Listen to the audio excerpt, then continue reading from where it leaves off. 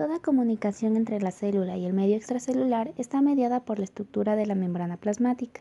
La permeabilidad selectiva de la bicapa lipídica asegura que moléculas esenciales como los iones, glucosa, los aminoácidos y lípidos entren fácilmente en la célula, los intermediarios metabólicos permanezcan en ella y los compuestos de desecho la abandonen. Permeabilidad relativa. La capacidad de algunas sustancias de atravesar la membrana circulando entre las cadenas carbonatadas dependen de la polaridad, tamaño y carga. La polaridad se basa en la permeabilidad de la bicapa a moléculas hidrofóbicas pequeñas, por lo que mientras más reducido sea el tamaño de la sustancia, se desplazará con más facilidad. La membrana es esencialmente impermeable a los iones y moléculas polares dada su carga eléctrica. Hay dos formas básicas de movimiento de sustancias, pasiva y activa.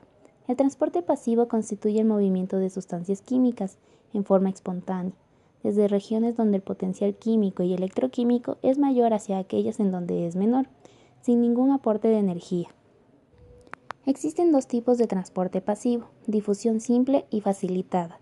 La difusión simple constituye el desplazamiento neto de moléculas a presión y temperatura constantes, desde zonas de mayor concentración a menor concentración.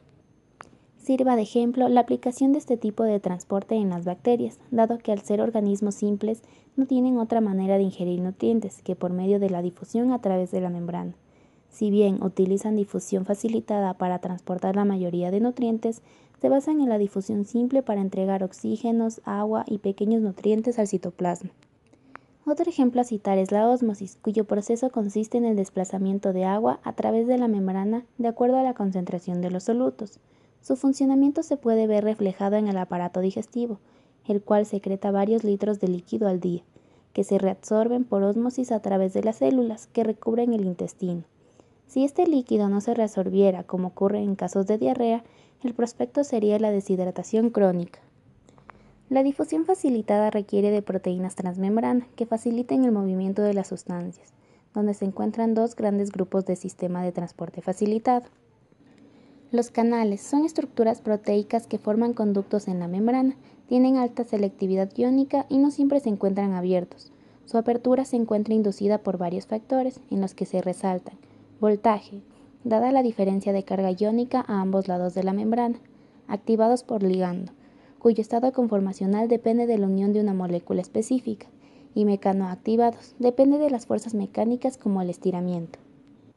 Los transportadores se unen al soluto a ser transportado y a través de una serie de cambios conformacionales de la estructura terciaria de la proteína. Transfieren los solutos a través de la membrana.